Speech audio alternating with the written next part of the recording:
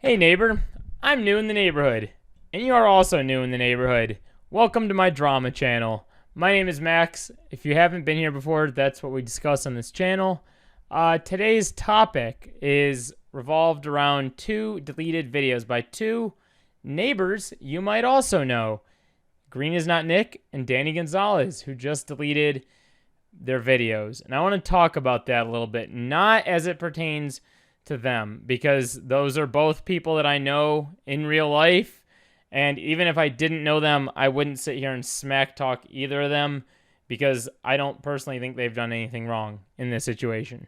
What I want to talk about is the reason behind why they plucked their videos from the internet, right?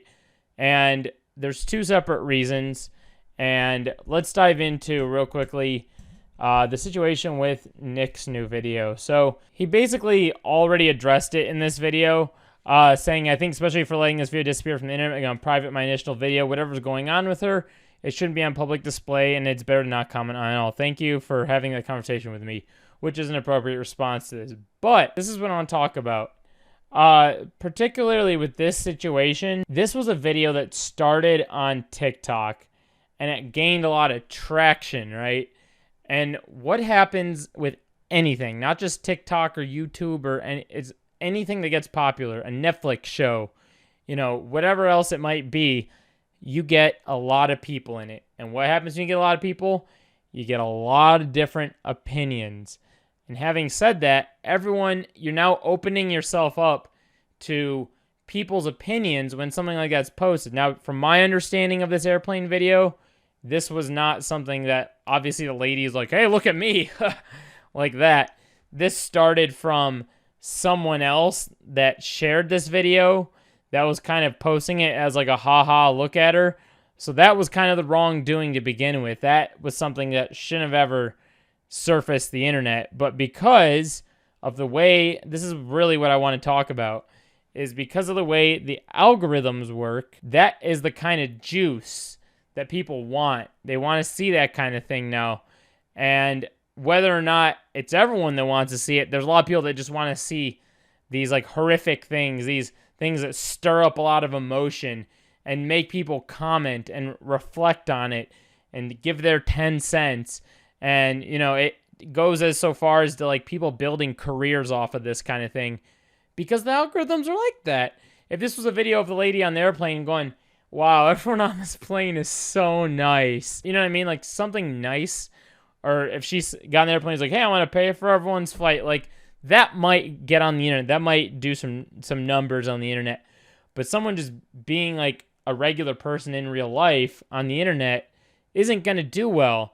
So that this is the point we've came to on the internet, where algorithms are just out here pushing these things out, lending itself to more people. So the real core of this issue really, I think, stems from the people who actually find it like okay to be the one to start all of it, right?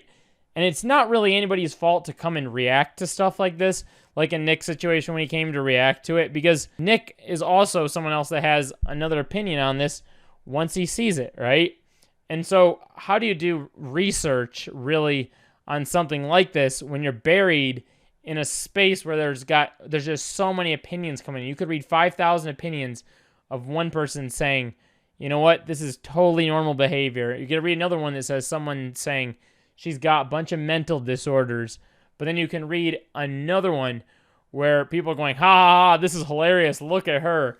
And, that's another thing. You have the videos like Charlie's video over here where he kind of talked about how it got put on the internet. He also was, had some moments where he's talking about how people are goofing and gaffing at it. And the fact that it's called Weird Airplane Freakout, to me, is a little concerning.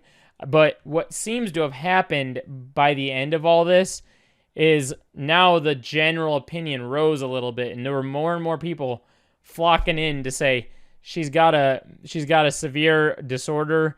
It was something where she had an episode.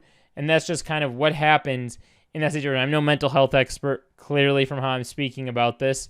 There's people that are much more intelligent than I am that know about this specific disorder, which then lends itself to say, it's crazy how many people jump to then, once this is turned into a disorder, there's a couple things that happen.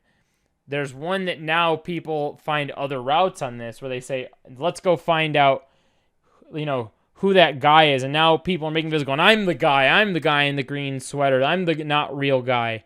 And then it lends itself to other people that are just making up different things about this. Like I saw a video over here. The evidence, the woman on the plane was right. And now you have people cutting up videos all about this thing, all over TikTok, which is insane because, I don't know the conclusive evidence on this, but let's just settle on the fact that, yes, it is a mental disorder. And look at what TikTok has done. It's just taken this thing, just like I said, opinions left and right on this thing. So really, the only person that knows about this situation is the lady with the mental disorder and what she actually has, right? None of us know that. And I think the other thing I want to talk about is how crazy it is that people on the internet flock to this to say, hey, she's got this disorder. I had this, or I experienced this thing, so this is what I had. And a lot of people like to take this and they like to flip it on them and say, oh, this is me. This is what I have, so this is exactly what she has. And we don't know. Everyone's unique. Everyone has their own situation. So how does the internet know? Is it someone that's in her family associated with her that's telling us this information? No, of course not. So that we also don't know. But the general audience has come to say that this is, an episode. This is irregular behavior, so I think that should sound an alarm after a while. I think when you're surrounded by a ton of ha-has and, oh, this is crazy, it's, it does seem like something that comes off as like, quote-unquote, drunk behavior, but that's, come to read more things and more comments, that seems to be the thing that it isn't. But I don't know what it is, but the general consensus now is saying that this is a mental disorder, and that's as much as we know. We don't know the exact thing, and that's where I think that a lot of this is crazy. Now, let's jump over to the Danny Gonzalez video. So, for his sake, I don't want anybody to go, messaging him or whatever it is. He has already done the job of taking the video down, but this is another TikTok situation. So, there was this guy, Lewis Saunderson, right here, who has been making these, like, actor awareness videos, and a lot of people are starting to do reactions to it right here. And right here, you had this video that kind of went crazy. Let's watch what video this was real quickly. My name is Lewis Saunderson, reacting to the media for my most recent TikTok video, which has went viral. 43 million views. Media news coverage that I'm referring to.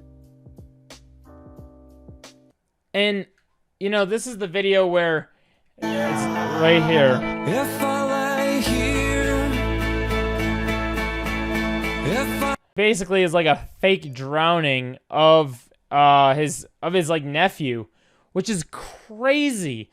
And he knows this is the kind of stuff that the algorithms are just going to chew right up. It's going to stir the pot. A bunch of people can get really, opinionated on this. And same thing I just talked about.